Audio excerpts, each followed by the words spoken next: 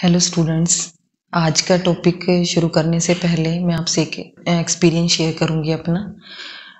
आज से करीब 2-3 साल पहले की बात है, जब मेरा बेटा सेकंड क्लास में था। तो अब वो 6th क्लास में है, अभी फ़िलहाल वो 6th क्लास में है। तो हम जनरली मैं उससे शाम के टाइम जैसे बेड टाइम पे हम लेटते हैं, तो मैं उससे जनरली बातें करती होती हूँ स्कूल के बारे में, फ्रेंड्स के बारे में, कि आप के फ्रेंड्स किस तरह के हैं, क्या हुआ स्कूल में, मतलब पूरी बात जो उसकी स्कूल की जो भी वर्किंग थी उसके बारे में ऐसे बात करती हूँ उससे जनरली। तो एक दिन उसने बातों बातों में इस तरह से वो बोलता है कि पता है मम्मा आपको क्या हुआ। तो उसने मुझे बोला, मम्मा आपको पता क्या हुआ, क्लास में ना आज मैडम ने जो गुरलीन था ना लड़का, उसके ऊपर उसकी कॉपी ना ऐसे फेंक के मारी। मैंने फिर उससे पूछा कि मैम ने क्यों मारी, ऐसे कॉपी फेंकी क्यों। मैम ना बहुत बार करती है उसके साथ ऐसे ही, वो ना काम ना थोड़ा स्लो कर पाता है जब मैम ब्लैक बोर्ड पे कराती हैं, या समझता है थोड़ी देर से समझ आती है उसको, पर वो करता है मम्मा। और ना वो बहुत मायूस हो गया, ऐसे ही ना चुपचाप खड़ा हो जाता है जब मैडम ऐसे करती है, और मुझे अच्छा नहीं लगता है मम्मा।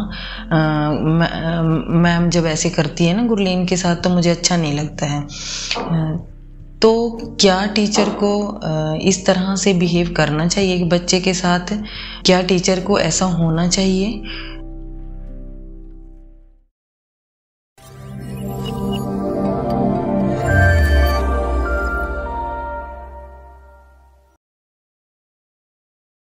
अभी हमने जो प्रॉब्लम शेयर किया, जो एक्सपीरियंस शेयर किया आपके साथ, कि क्या टीचर को एक बच्चा अगर देर से लर्न कर पाता है, या आराम से लिख पाता है, या उसको बार बार समझाना पड़ता है, तो क्या टीचर को ऐसा ना करके उस बच्चे को डिमोटिवेट करना चाहिए? तो इसी के बारे में बात करेंगे हम, कि ये जो स्टूडेंट होते हैं, इस तरह के स्टूडेंट, आज का जो हमारा टॉपिक है वही है स्लो लर्नर्स और उनका करिकुलम, कि स्लो लर्नर जो हैं वो किस तरह के स्टूडेंट होते हैं, और उनके लिए किस तरह के करिकुलम का प्रोविज़न होना चाहिए, उसी के बारे में हम बात करेंगे। स्लो लर्नर जो हैं उनको हम मेंटल रिटार्डेशन की कैटेगरी में नहीं रखते हैं, कि वो मेंटली रिटार्डेड नहीं है वो स्टूडेंट, उनको स्पेशल एजुकेशन की ज़रूरत नहीं होती है। सिर्फ उनमें किस चीज़ की ज़रूरत होती है उनको, जो उनकी एकेडमिक स्किल्स होती हैं, जो भी जैसे वो सब्जेक्ट्स में, एकेडमिक सब्जेक्ट्स में जो परफॉर्म करते हैं, तो उनकी जो परफॉर्मेंस होती है वो एक एवरेज स्टूडेंट से कम होती है। उसको हम जैसे बिलो एवरेज स्टूडेंट बोल देते हैं, उस तरह के ये स्टूडेंट होते हैं। उनकी एकेडमिक परफॉर्मेंस जो अपने जो सेम एज ग्रुप के स्टूडेंट्स हैं उनसे लो होती है। और दूसरा क्या है, उनको ज़्यादा कोई भी कंसेप्ट समझाने के लिए ज़्यादा टाइम की ज़रूरत होती है, आपको रेपिटेशन की बार बार रिपीट करनी पड़ती हैं वो चीज़ें, टाइम ज़्यादा देना पड़ता है टीचर को उसके लिए, और बहुत ज़्यादा रिसोर्सेज यूज़ करने पड़ते हैं, जैसे ऑडियो विजुअल एड्स आपको ज़्यादा यूज़ करनी पड़ती है उनको समझाने के लिए। वो सिर्फ आपकी बातों से ही नहीं समझ पाते हैं टॉपिक को, कि आपने बोल दिया, सिर्फ लिसनिंग से वो नहीं समझ पाते हैं इन टॉपिक को। और क्या है, जो इनकी जो IQ, अगर हम IQ मेज़र करें, जैसे हमने बिने स्केल में बात की थी, गिफ्टेड स्टूडेंट्स के लिए बात की थी, कि जो उनका जो IQ होता है 140 और उससे अबव होता है। इन बच्चों का जो IQ है वो 70 से 90 की रेंज में होता है, जो कि एक एवरेज स्टूडेंट से कम होता है। कुछ एक ज़रूरी नहीं है कि ये सिर्फ स्लो लर्नर जो हैं सिर्फ मेंटल कोई प्रॉब्लम है, या कोई कि वो जो उनकी स्लो लर्निंग के लिए बहुत सारे फैक्टर उत्तरदायी हो सकते हैं। जैसे कई बार हमारी फिजिकल कंडीशंस ठीक नहीं होती हैं, जैसे कई बच्चे को, कोई स्टूडेंट है उसको प्रॉब्लम है, बैक की प्रॉब्लम है, वो आराम से बैठ नहीं पाता है, नॉर्मली नहीं फील कर पाता है जब आप उसको कोई चीज़ समझाते हैं क्लास के अंदर, तो मतलब अपनी अटेंशन ही नहीं दे पाता है उस चीज़ को। तो इस तरह की फिजिकल या कोई उसको पूरी तरह दिखाई नहीं दे रहा है अच्छी तरह से, ना तो हम उसको विजुअली हैंडीकैप ही कह सकते हैं, तो उसकी विज़न प्रॉपर नहीं है एक नॉर्मल स्टूडेंट से, या फिर कोई साइकोलॉजिकल प्रॉब्लम है, या फिर कोई घर में जिस तरह से सोशो कल्चरल एनवायरनमेंट उसका इस तरह का है, या कोई फैमिली बैकग्राउंड इस तरह का है। तो उस बहुत सारे फैक्टर्स होते हैं इस तरह के स्टूडेंट्स के लिए उत्तरदायी, जो कि उनकी एकेडमिक अचीवमेंट को कम करते हैं। कुछ डेफिनेशंस हैं स्लो लर्नर्स के बारे में, according to Good's dictionary of education. इसके अकॉर्डिंग, गुड्स डिक्शनरी के अकॉर्डिंग स्लो लर्नर कौन से होते हैं? A slow learner is one who, though capable of achieving a moderate degree of academic success, will do so at a slower rate with less than average efficiency. कहते कि slow learner जो है moderate degree का academic skill जो है वो acquire कर सकता है, मतलब छोटी बहुत ज़्यादा लो लेवल की जो एकेडमिक स्किल्स हैं वो एक्वायर कर सकता है, वो चीज़ें सीख सकता है, पर उनकी जो सीखने की जो एफिशिएंसी है वो एक एवरेज स्टूडेंट से कम होती है इस तरह के स्टूडेंट्स की। अगर बट के शब्दों में बात करें कि स्लो लर्नर क्या है, बट ने क्या कहा है स्लो लर्नर्स के बारे में? Slow learners are those children who are capable to cope with the work normally expected of their age group. कि स्लो लर्नर वो उस तरह के स्टूडेंट्स को बोलते हैं जो उनकी नॉर्मल एज ग्रुप के स्टूडेंट, जैसे 5 साल का बच्चा है, जिस तरह के काम हम उससे एक्सपेक्ट करते हैं, जिस तरह की हम स्टडी एक्सपेक्ट करते हैं, उस तरह के काम उस तरह की वो स्टडी नहीं कर पाता है, उस तरह की उसकी एकेडमिक अचीवमेंट नहीं होती है, अपनी एज ग्रुप के स्टूडेंट से एकेडमिक अचीवमेंट में पीछे होता है, तो उनको हम स्लो लर्नर्स की कैटेगरी में रखते हैं। तीसरी अगर हम बात करें जॉनसन के अकॉर्डिंग स्लो लर्नर क्या है? जॉनसन के अकॉर्डिंग जिनका आईक्यू लेवल जो है, जिन स्टूडेंट्स का आईक्यू लेवल 80 to 90 के बीच में होता है, उनको हम स्लो लर्नर्स की कैटेगरी में रखते हैं। और ट्रेडिशनली अगर हम बात करें, पहले हम बात करते थे, अभी तो हम फिर भी बड़ी सॉफ्ट लैंग्वेज यूज़ करते हैं इस तरह के स्टूडेंट्स के बारे में, लेकिन हम ट्रेडिशनली बात करें तो किस तरह की लैंग्वेज यूज़ करते थे? बहुत ही नालायक है, डल है, इस तरह की जो लैंग्वेज हम इन बच्चों के लिए यूज़ करते थे, उनको हम स्लो लर्नर्स कैटेगरी में रखते थे। इस तरह के जो स्टूडेंट को, जॉनसन के अकॉर्डिंग इस तरह के स्टूडेंट्स को एब्स्ट्रैक्ट जो आइडियाज़ होते हैं या जो कंसेप्चुअल लर्निंग होती है, सिंबॉलिक जो आप लैंग्वेज यूज़ करते हो, उसको समझने में दिक्कत होती है इस तरह के स्टूडेंट्स को, वो ईजिली नहीं इस चीज़ों को समझ पाता है। इस तरह के जो स्टूडेंट हैं वो कंक्रीट जो एक्सपीरियंस आप उनको देते हैं, चीज़ें दिखा के जो आप समझाते हैं, एग्जाम्पल दे के जो आप समझाते हैं, कोरिलेट करके जो आप समझाते हैं, उससे वो ज़्यादा समझ पाता है।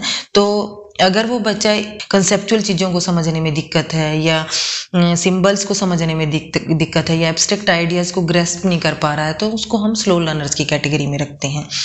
अब इन स्लो लर्नर्स के कैसे एक टीचर आइडेंटिफाई करे, कैसे पहचाने कि एक स्लो लर्नर है या नहीं है, तो उसके लिए कुछ फीचर्स हैं जिसके बेस पे आप पता लगा सकते हो एज अ टीचर कि ये आपका जो स्टूडेंट है वो किस तरह का है, बैकवर्ड या स्लो लर्नर है या नहीं है।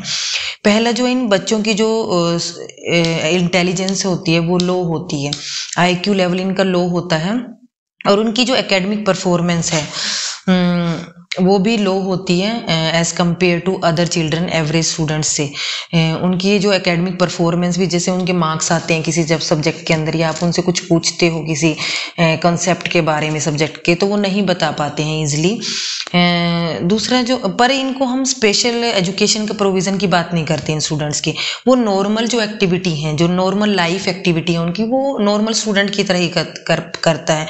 बस सिर्फ उनकी एकेडमिक परफॉर्मेंस, सिर्फ हम उनको नॉर्मल बच्चे से इसलिए अलग करते हैं क्योंकि उनकी जो एकेडमिक परफॉर्मेंस है, एकेडमिक सब्जेक्ट्स में जो उनकी परफॉर्मेंस है, एकेडमिक अचीवमेंट जो है, वो एक एवरेज स्टूडेंट से कम होती है, पर जो लाइफ की जो एक्टिविटी है वो एक नॉर्मल बच्चे की तरह ही परफॉर्म करता है।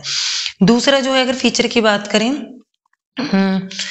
वो ज़्यादा अच्छे से परफॉर्म कर पाता है, उसकी एकेडमिक परफॉर्मेंस ज़्यादा अच्छी रहती है अगर आप उसको जो सब्जेक्ट है या जो कॉन्सेप्ट है उसको कंक्रीट तरह से समझाएं। जैसे आप उसको कोई टीचिंग एड दिखा के, कोई एग्जांपल दे के, या कोई ऑब्जेक्ट, रियल ऑब्जेक्ट्स आप उसके आगे प्रेजेंट करके, या रियल लाइफ एक्सपीरियंस दे के, इस तरह से अगर आप समझाते हैं उसको, तो उसकी परफॉर्मेंस जो है वो बढ़ जाती है। तो कंक्रीट चीज़ों से वो जल्दी समझता है। तीसरा, अगर हम बात करें उसके फीचर की, have difficulty in transferring of generalising skills, कि जो आप उसको एक सिचुएशन में जो कोई चीज़ सिखाते हैं, वो नॉलेज को, मतलब इनकी मेमोरी भी कम होती है इन स्टूडेंट्स की, वो चीज़ों को याद नहीं रख पाते हैं ज़्यादा देर तक, और उनको एक सिचुएशन से दूसरी सिचुएशन में नॉलेज को ट्रांसफ़र करने में दिक्कत होती है। जैसे आपने एक कंसेप्ट पहले दिन या कुछ टाइम पहले आपने एक कंसेप्ट आपको समझाया गया है, और उसके बाद 10 दिन के बाद अगर वो कंसेप्ट दूसरी जगह यूज हो रहा है, दूसरे किसी टॉपिक में यूज कर रहा होना है, तो वो उस चीज को ट्रांसफर नहीं कर पाएंगे। मतलब उनको एज इट इज जैसा समझा दिया गया है वैसा ही एक टाइम पे वो समझ जाते हैं, पर उनको जनरलाइज करने में, चीजों को या नॉलेज को जनरलाइज करने में या ट्रांसफर करने में बड़ी प्रॉब्लम आती है। नेक्स्ट है difficulty in higher order thinking skills and reasoning की अगर बात करें तो उनकी ना के बराबर होती है। हायर ऑर्डर थिंकिंग स्किल जो है वो नहीं, वो अपने जैसे आप कई बार क्वेश्चन दे देते हैं क्रिटिकली अप्रेज दिस, या आप इसके ऊपर अपने विचार पेश कीजिए, मतलब वो अपनी तरफ से कोई अपनी बात नहीं कह पाते हैं। जिस तरह की नॉलेज आपने उनको प्रोवाइड करी है बस वो उसी तरह सीखेंगे कंसेप्ट को, अपने उनके कोई विचार नहीं होंगे, अपनी कोई रीजनिंग नहीं होगी। इस तरह के होते हैं ये स्टूडेंट। इनका जो IQ है वो 70 to 90 होता है, और मेमोरी जो है उनकी पुअर होती है। प्रोन टू एंजाइटी, मतलब बहुत जल्दी डर जाते हैं, एंजाइटी जल्दी आ जाती, स्ट्रेस में जल्दी आ जाते हैं इस तरह के स्टूडेंट, और बहुत जल्दी गिव अप कर देते हैं कि नहीं मेरे से तो होगा ही नहीं, मेरे से तो होगा ही नहीं, मैं नहीं कर पाऊंगा इस चीज़ को। बहुत जल्दी गिव अप कर देते हैं, एंजाइटी बड़ी जल्दी आ जाती है, डर बहुत जल्दी जाते हैं अगर किसी ने कहा तो कुछ।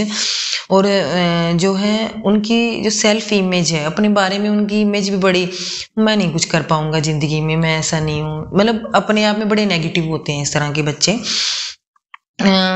ये कोई डिसेबिलिटी नहीं है, इसके not a disability, needs extra support. सिर्फ इसको हम मेंटल रिटार्डेशन में नहीं रखते हैं इस तरह के स्टूडेंट्स को, ये एक डिसेबिलिटी नहीं है। बस इन बच्चों को सिर्फ एक्स्ट्रा, ये स्लो लर्नर है, इनको टाइम की जरूरत है, इनको बार बार टॉपिक रिपीट करने की जरूरत होती है, इनको एक्स्ट्रा सपोर्ट की जरूरत है, फैमिली से भी और टीचर से भी। नेक्स्ट जो है इनकी अटेंशन जो है वो भी पुअर होती है, अटेंशन नहीं दे पाते हैं, इधर उधर की बात, मतलब जल्दी सोचना शुरू कर देते हैं इधर उधर का, जैसे टीचर पढ़ा रहा है तो बहुत ज़्यादा देर तक अटेंटिव नहीं रह पाते हैं इस तरह के स्टूडेंट। और इमोशनली अनस्टेबल होते हैं, जैसे टीज कर दिया किसी ने, फ्रेंड ने, किसी ने टीज कर दिया, बहुत जल्दी गुस्से में आ जाएंगे, इस तरह से बहुत जल्दी डिप्रेस हो जाएंगे, इस तरह के होते हैं ये स्टूडेंट। नेक्स्ट जो है कुछ does not learn successfully due to general socio cultural problem, कुछ इनकी अपनी फैमिली बैकग्राउंड इस तरह का होता है, कुछ इस तरह की प्रॉब्लम होती हैं। सिर्फ ये नहीं कि उनके दिमाग में कुछ प्रॉब्लम है, कुछ फैक्टर्स इस तरह के हैं, जैसे कोई फिजिकल कंडीशन उनकी इस तरह की है, या उनको कोई साइकोलॉजिकल प्रॉब्लम है, स्ट्रेस की प्रॉब्लम है, या एंजाइटी की प्रॉब्लम है, इस तरह की प्रॉब्लम, या उनकी फैमिली में कोई प्रॉब्लम है, या उनका जो सोशो इकोनॉमिक जो बैकग्राउंड है वो ठीक नहीं है। तो इस तरह की जो प्रॉब्लम के कारण भी इन बच्चों को, इस तरह के बच्चे स्लो लर्नर्स कैटेगरी में डाले जाते हैं। इस तरह के बच्चे जो है अपने आप को, मतलब एक तरह से उनको स्टूपिड ही माना जाता है, जैसे हम बोल देते हैं ये स्टूपिड है, बेवकूफ़ है, ये इसको कुछ नहीं समझ आता है, इस तरह की लैंग्वेज इनके लिए यूज़ करते हैं। एंड स्टार्ट हेटिंग स्कूल, और इसलिए क्योंकि ये इतने डीमोटिवेट हो जाते हैं, इस तरह की लैंग्वेज इनके लिए यूज़ कर जाती है कि जो ये स्कूल में थोड़ा बहुत जाना भी चाहते हैं, जो थोड़ा बहुत इनकी अचीवमेंट हो भी सकती है एकेडमिक, वो फिर स्कूल से ड्रॉप आउट कर जाते हैं, स्कूल से हेट करना शुरू कर देते हैं, डरना शुरू कर देते हैं कि नहीं मैंने स्कूल नहीं जाना है, इस तरह के बन जाते हैं स्टूडेंट। अब आगे हम बात करेंगे, ये फीचर्स थे कि आप एक टीचर किस तरह से पहचान सकता है कि जो उसका स्टूडेंट है वो स्लो लर्नर है, उसको एक्स्ट्रा सपोर्ट की ज़रूरत है। अगर हम बात करेंगे टाइप्स की, टाइप्स ऑफ स्लो लर्नर, एक तो मोर सीवियर टाइप होते हैं, बहुत ज़्यादा सीवियरिटी होती है, जो बिल्कुल ही नहीं समझ पाते हैं, एक सिंगल कंसेप्ट भी नहीं समझ पाते हैं, उनके लिए हम स्पेशल क्लासेस का प्रोविज़न करते हैं, उनके लिए स्पेशल क्लासेस की ज़रूरत होती है इस तरह के स्टूडेंट को। जो दूसरे हैं लेस सीवियर टाइप होते हैं, जिनको हम नॉर्मल स्टूडेंट के साथ ही पढ़ाते हैं, नॉर्मल स्टूडेंट के साथ ही पढ़ाने का प्रोविज़न है इस तरह के स्टूडेंट्स को। उसमें भी दो तरह के हैं, लेस सीवियर टाइप में भी जो स्लो लर्नर हैं वो दो तरह के हैं, एक तो जनरल बैकवर्डनेस होती है और दूसरी होती है specific backwardness. General backwardness means जो सारे सब्जेक्ट में एक जैसा है, सारे सब्जेक्ट्स में ही परफॉर्मेंस एक तरह की है, हिंदी की बात कर लीजिए, इंग्लिश की बात कर लीजिए, मैथ की, किसी भी सब्जेक्ट की बात कर लीजिए, हर एक सब्जेक्ट में उसकी परफॉर्मेंस लो ही है। दूसरे जो है स्पेसिफिक बैकवर्डनेस होती है, स्पेसिफिक मीन्स किसी एक पर्टिकुलर सब्जेक्ट में, जैसे मैथ्स में उसको मुश्किल लगता है, उसको समझ नहीं आता है, या इंग्लिश एक पर्टिकुलर ऐसी लैंग्वेज है जो कि उसका, क्योंकि बैकग्राउंड इस तरह का नहीं है घर का कि वो उस लैंग्वेज को समझ नहीं पाता है। इस तरह के जो है एक स्पेसिफिक एरिया के अंदर जो बैकवर्डनेस होती है उनको हम स्पेसिफिक बैकवर्डनेस में लेके चलते हैं। तो ये तो थी टाइप्स की बात, कि किस तरह के स्लो लर्नर्स होते हैं, टाइप्स की। अब हम बात करेंगे कि curriculum needs of slow learning. जो स्लो लर्नर्स होते हैं उनको किस तरह की करिकुलम की ज़रूरत होती है, किस तरह का करिकुलम उनके लिए बनाया जाना चाहिए या बनाया जाता है, किस तरह की एक्टिविटीज़ उनके लिए होनी चाहिए, उसकी हम बात करेंगे। हम इसमें बात करते हैं कि इनको नॉर्मल स्टूडेंट्स के साथ ही पढ़ाया जाता है, उसी तरह का करिकुलम, उसी तरह के करिकुलम को इन बच्चों के लिए बनाया जाता है, उसी तरह का करिकुलम पढ़ाया, कोई एक्स्ट्रा कोई अलग से सिलेबस इनके लिए नहीं बनाया जाता। नॉर्मल स्टूडेंट्स को जो सिलेबस पढ़ाया जाएगा वही इनको पढ़ाया जाएगा, बस सिर्फ कहाँ पे थोड़ा मॉडिफाई करना है करिकुलम को। टीचर अपने लेवल पे उसको मॉडिफाई कर सकता है कि एक्टिविटीज़ इस तरह की कराए क्लास के अंदर, या कुछ ऐसे जो मुश्किल टॉपिक हैं जिनमें रीजनिंग की ज़्यादा ज़रूरत होती है या हायर ऑर्डर थिंकिंग स्किल्स की ज़्यादा ज़रूरत होती है, उनको इस तरह की स्किल से दूर रखें, मतलब वो वाले टॉपिक इनके लिए ना कराए जाएं। वैसे भी अगर हम जैसे एग्ज़ाम भी लेते हैं, अभी भी जो प्रोविज़न है एग्ज़ाम में, जो पास होने का जो मार्क्स हैं वो 35 मार्क्स हैं, वो इन्हीं बच्चों को देख के ध्यान में रख के बनाए जाते हैं। और पेपर में क्वेश्चन भी 35 मार्क्स के जो क्वेश्चन हैं, 35% जो है इसीलिए रखी गई है कि 100 में से 35 मार्क्स के क्वेश्चन इन बच्चों के लिए रखे जाते हैं, इनके लेवल के ही रखे जाते हैं कि ये भी उनको कर पाएँ। अगर इन केस वो बच्चा इस 35 मार्क्स भी नहीं ले पाता है पेपर में, उनको भी क्लियर नहीं कर पाता है, तभी उसको फेल माना जाता है। तो अब बात करेंगे कि इस तरह के स्टूडेंट के लिए किस टाइप का करिकुलम होना चाहिए। एक तो फ्लेक्सिबल करिकुलम जो है उसमें फ्लेक्सिबिलिटी रखनी है, रिजिड ना हो कि हर टॉपिक ही इन बच्चों को करना है जो भी एक नॉर्मल बच्चा करता है, चाहे वो रीजनिंग जिसमें हायर ऑर्डर थिंकिंग स्किल्स की जरूरत है वो टॉपिक भी इनको करने हैं, ऐसा नहीं होना चाहिए। करिकुलम जो है इनका फ्लेक्सिबल हो। इनके लिए जो कंक्रीट एस्पेक्ट ऑफ वर्क, जो कंक्रीट जो जिन टॉपिक्स में एग्जांपल्स से आप पढ़ा सकते हैं या कंक्रीट चीज़ें यूज़ होती हैं, कंसेप्ट उस तरह से समझाया जाता है, उस तरह का ही कंटेंट इनको पढ़ाया जाए। टीचर जो है जो भी एब्स्ट्रैक्ट जो आइडिया जो इनको बताता है या जो भी कंसेप्ट पढ़ाता है उसके लिए जो है ज़्यादा स्ट्रेस डाले, ज़्यादा टाइम उनको दे पढ़ाने के लिए, या रेपिटेशन उसकी ज़्यादा करे। और क्या किया जाए इनके करिकुलम के लिए कि जब भी टीचर पढ़ाए करिकुलम को तो उसको एसोसिएट करके पढ़ाए, उनकी प्रीवियस नॉलेज के साथ कोरिलेट करके पढ़ाए, या जो उनके एनवायरमेंटल जो उन्होंने चीज़ें देखी हुई हैं उसके साथ कोरिलेट करके पढ़ाए। एब्स्ट्रैक्ट आइडियाज़ या जो जनरल प्रिंसिपल्स हैं वो एकदम ना पढ़ा दें उनको, वो एग्जाम्पल्स के थ्रू उनको पढ़ाए। ऑडियो विजुअल एड ज़्यादा यूज़ की जानी चाहिए इनके लिए, इस तरह के स्टूडेंट्स के लिए। और इनको प्रैक्टिकल वर्क के ऊपर ज़्यादा एम्फिसाइज किया जाए कि प्रैक्टिकल वर्क, इनको थियोरटिकल एस्पेक्ट को भी, जो भी आप थियोरी या कोई आइडिया इनको दे रहे हैं वो प्रैक्टिकली दें, प्रैक्टिकल कोई एक्सपीरियंस दे के या कोई प्रैक्टिकल वर्क करा के, इस तरह के एक्सपीरियंस इनको देने चाहिए। और इनके लिए बात की गई है कि वर्क एक्सपीरियंस की, कि जैसे वुड वर्क है, इस तरह का वर्क एक्सपीरियंस, वर्क एजुकेशन के ऊपर स्ट्रेस दिया जाए इस तरह के बच्चों के लिए, स्लो लर्नर्स के लिए। इस स्कूल के अंदर इस तरह का प्रोविज़न हो, जैसे आप वुड वर्क इनको करा सकते हैं, स्टिचिंग का काम है, टेलरिंग का काम है, इस तरह के वर्क एक्सपीरियंस इनको, या आर्ट का कोई काम है, क्ले मॉडलिंग है, इस तरह के वर्क एक्सपीरियंस इनको प्रोवाइड किए जा सकते हैं एज कम्पेयर टू उन सब्जेक्ट्स के कि जो हायर ऑर्डर थिंकिंग स्किल जिनमें यूज़ होती है। नेक्स्ट जो है फिजिकल एजुकेशन की बात की गई है इन स्टूडेंट्स के लिए कि फिजिकल एजुकेशन का प्रोविज़न हो, उसमें वो लैक नहीं करेंगे, फिजिकल एजुकेशन से रिलेटेड वो उसको ईजिली कर पाएंगे।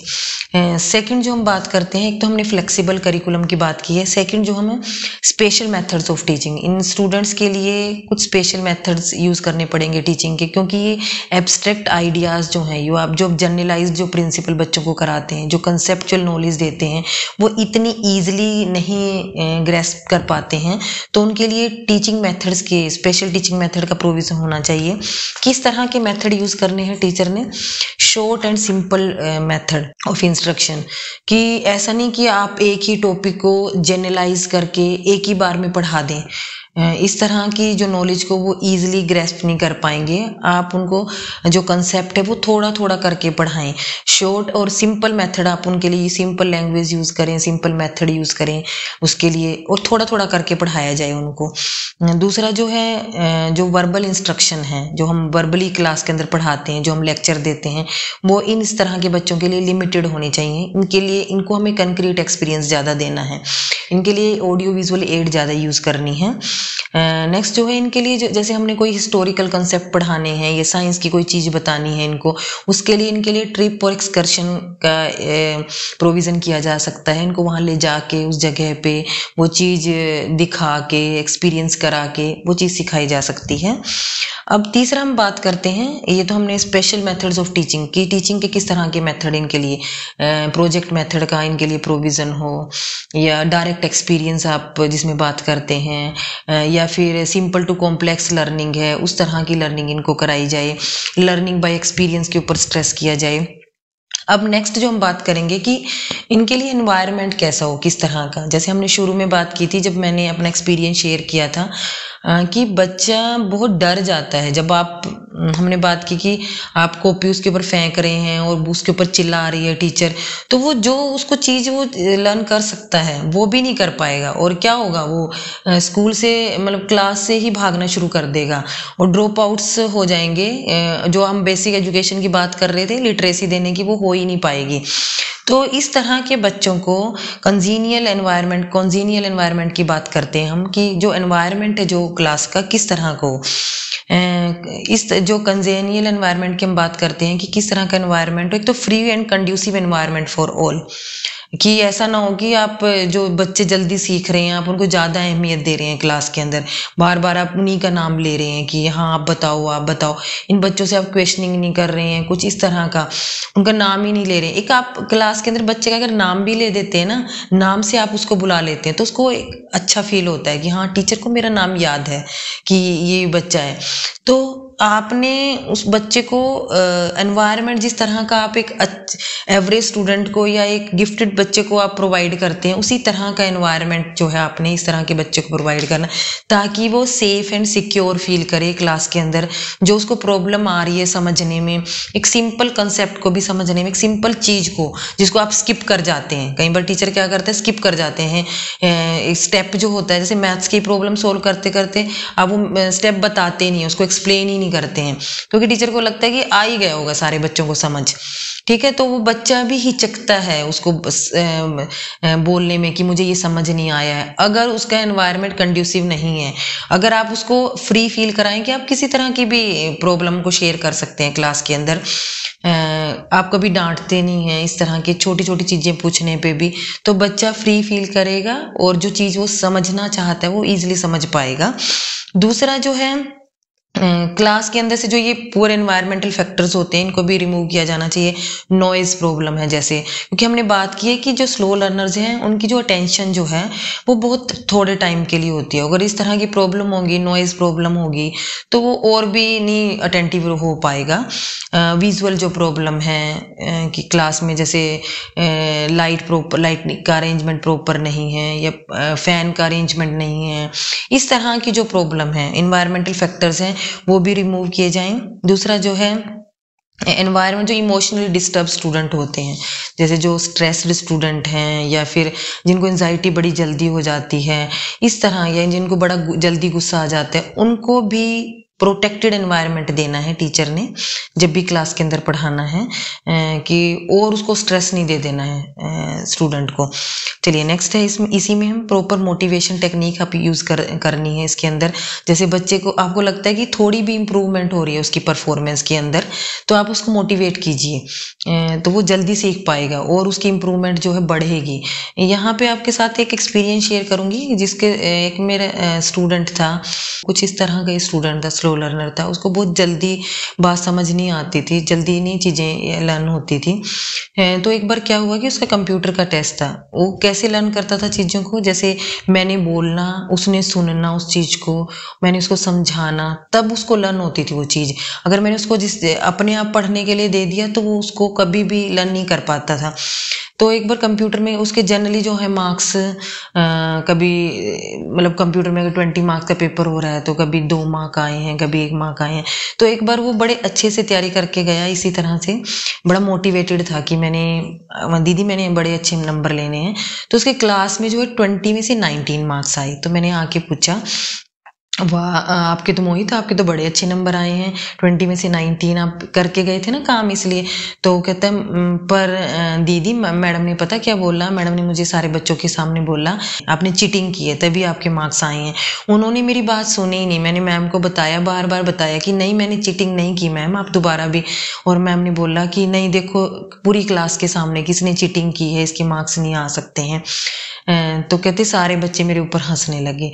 तो इस तरह का जो एनवायरनमेंट है, इस तरह का रवैया हमने बच्चों के लिए यूज़ नहीं करना है कि जिस टाइम वो कर भी रहा है तो ऐसी टेक्निक हमने यूज़ करनी है, मोटिवेशनल टेक्निक, कि बच्चा जो अगर उसकी परफॉर्मेंस थोड़ी भी बढ़ी है तो आप उसको मोटिवेट कीजिए, ना कि उसे हंसी का पात्र बनाइए दूसरों के सामने।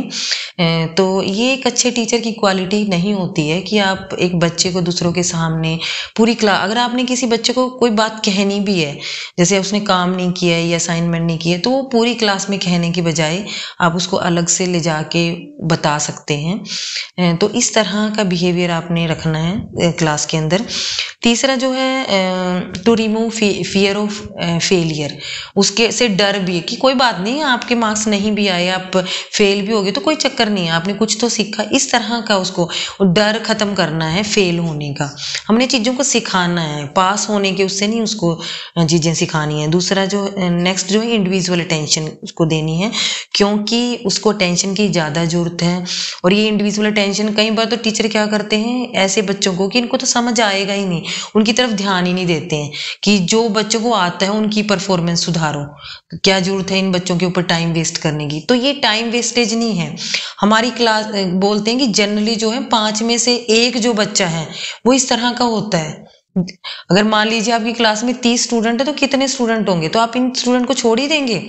ऐसा नहीं है। तो हमें इनको भी साथ लेके चलना है और इनको इंडिविजुअल अटेंशन की जरूरत होती है। आप इनके लिए ज़्यादा टाइम लगाइए कंसेप्ट समझाने पे, इनको भी फ्री फील कराइए क्लास के अंदर, इनको भी बात करने का मौका दीजिए जब भी ये चाहते हैं बात करना। चलिए नेक्स्ट हम बात करते हैं कि इनके अंदर पॉजिटिव एटीट्यूड डेवलप करना है, वो ना वाला कि मैं तो कर ही नहीं पाऊंगा, बहुत जल्दी गिव अप कर देते हैं इस तरह के स्टूडेंट, मैं नहीं कर पाऊंगा ये काम को। तो इनके अंदर पॉजिटिव एटीट्यूड लेके आना है। चलिए नेक्स्ट है अब role of teacher in curriculum transaction, कि टीचर का क्या रोल है जब भी उसने पढ़ाना है, क्लास के अंदर सिलेबस कराना है, तो इन बच्चों के लिए किस तरह से आपने एक्टिविटीज़ करानी है। एक तो जो आप करा रहे हैं, सिलेबस जो करा रहे हैं उसको आपने केयरफुली ग्रेडेड करना है। ग्रेडेड मीन्स कि सिंपल टू कॉम्प्लेक्स, कि सिंपल चीज़ें आपने उनको बतानी हैं, सिंपल चीज़ें पहले करानी हैं और कॉम्प्लेक्स चीज़ें बाद में। सिंपल टू कॉम्प्लेक्स उसको ग्रेडेड करना है करिकुलम को जब भी आपने बताना है। और इनके लिए जो है शॉर्ट एंड फ्रीक्वेंट लेसन होने चाहिए, शुड बी इंट्रोड्यूस्ड, कि शॉर्ट थोड़ा थोड़ा आपने कराना है इनको और बार बार रिपीट करनी है उन चीज़ों को। शॉर्ट एंड फ्रीक्वेंट लेसन, ये नहीं कि आपने वीक का पूरा काम एक ही दिन में पढ़ा दिया और आपने बच्चों के ऊपर छोड़ दिया कि ये आपके लिए असाइनमेंट है। इस तरह से नहीं, आपने थोड़ा थोड़ा करके इनको कराना है।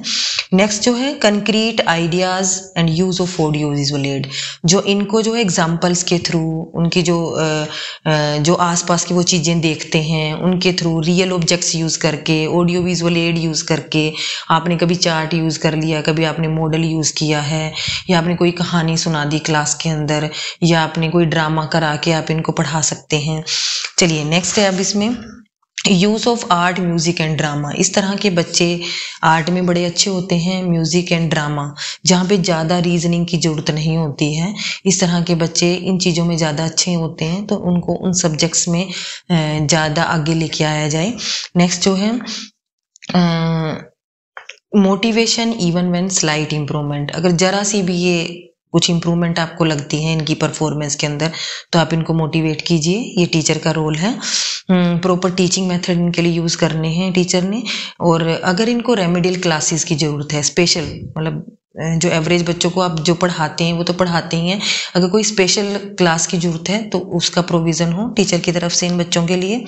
फ्रेंडली अप्रोच हो, टीचर इनको बड़ा friendly environment they, free feel करे टीचर को बात कहने में, ये इस तरह के स्टूडेंट जो हैं।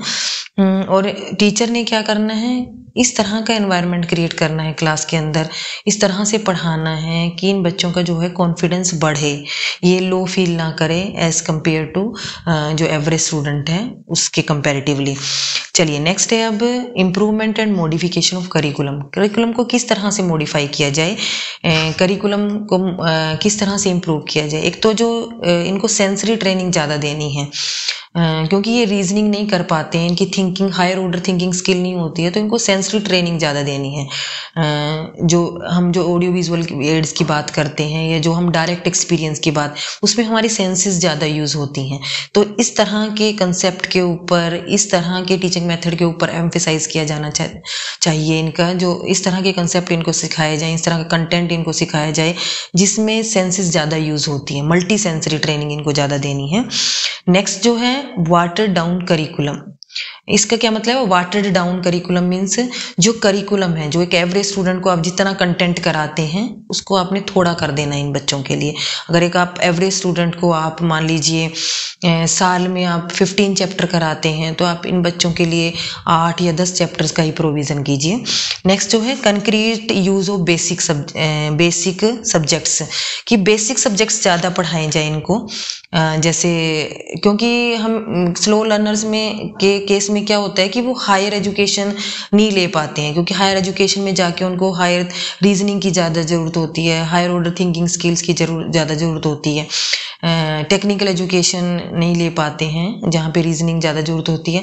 तो इस तरह के जो बच्चों को है जो सब्जेक्ट्स जो हैं, जैसे आपने इनको लैंग्वेज करा दी है, सिंपल कैलकुलेशंस आपने इनको सिखा दी हैं, जो बेसिक जो सब्जेक्ट्स हैं वो इनको सिखाए जाएं।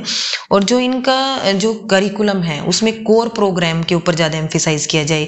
कोर प्रोग्राम किस तरह के होते हैं, जैसे ऑक्यूपेशनल एफिशिएंसी है, वर्क एक्सपीरियंस के ऊपर ज़्यादा एम्फेसाइज किया जाए, कम्युनिकेशन स्किल, आपने बातचीत कैसे करनी है, या सोशल एफिशिएंसी, सोसाइटी में किस तरह से रहना है, लेन देन कैसे करना है। अगर आप थोड़ा छोटा बिजनेस सेटअप करते हैं तो उसके लिए जो कैलकुलेशन स्किल्स जो ज़रूरत होती हैं, ऑक्यूपेशनल स्किल जो ज़रूरत होती हैं, उस तरह की स्किल के ऊपर ब्रॉड सब्जेक्ट्स एरिया हो इनके, ब्रॉड सब्जेक्ट्स फील्ड होने चाहिए इस तरह के बच्चों के लिए। और एक्सपीरियंस जो देना है, यूनिट ऑफ एक्सपीरियंस, कि एक्सपीरियंस के थ्रू पढ़ाया जाए। जैसे फील्ड पे आप ले गए, कोई फील्ड ट्रिप आपने इनको करा दिया, एक्सकर्शन पे आप इनको लेके गए हैं, एक्सकर्शन पे, इस तरह की जो है एक्टिविटी इनको करानी चाहिए। इस तरह का इनका जो करिकुलम है वो उस तरह से मॉडिफाई होना चाहिए। तो और नेक्स्ट जो एजुकेशन ऑफ स्पेशल ग्रुप, जो स्पेशल ग्रुप हैं, जैसे कई बार इस तरह के बच्चे होते हैं इनमें स्लो लर्नर में जिनको ब्रेन इंजरी हुई है कभी, वो थोड़ा जल्दी नहीं सीख पाते हैं, या जिनको विजुअल या जो मोटर जो है वो डेफिशिएंसी है, कि विजुअली आप देख नहीं पा रहे हैं या अच्छी तरह से चल नहीं पा रहे, बैठ नहीं पा रहे हैं, आपकी बैकबोन में कोई प्रॉब्लम है, या परसेप्चुअल कोई डिफिकल्टीज है, तो इस तरह का जो उन बच्चों को स्पेशल ग्रुप में रखा जाए और उनके लिए अलग से प्रोविज़न किया जाए टीचिंग का। तो ये सब स्लो लर्नर्स के करिकुलम के बारे में था कि आप किस तरह से उसको मॉडिफाई कर सकते हैं और टीचर किस तरह के एक्सपीरियंस उनको प्रोवाइड कर सकते हैं। तो एज अ टीचर ये एक रिस्पॉन्सिबिलिटी, आप भी बीएड कर रहे हैं तो टीचर बनने जा रहे हैं, तो आपकी एक रिस्पॉन्सिबिलिटी बनती है कि जिस तरह के भी बच्चा आपकी क्लास के अंदर है, आपको एक ही तरह के बच्चे नहीं मिलेंगे, एवरेज ही नहीं मिलेंगे या अब एवरेज ही नहीं मिलेंगे स्टूडेंट, हर तरह का बच्चा होगा आपकी क्लास में, और हर बच्चे के प्रति आपकी रिस्पॉन्सिबिलिटी है उनको आगे लेके आना, उनके पेस के अकॉर्डिंग उनको सिखाना। तो स्लो लर्नर्स के लिए इस तरह के एज ए टीचर आपने प्रोविज़न करना है, उनको डीमोटिवेट नहीं करना है। आज की वीडियो के लिए इतना ही। होप कि आपको वीडियो पसंद आया होगा। अगर आपको पसंद आया है तो आप इस वीडियो को लाइक कीजिए, चैनल को सब्सक्राइब कीजिए और अपने कमेंट करना ना भूलिए। Thanks for watching.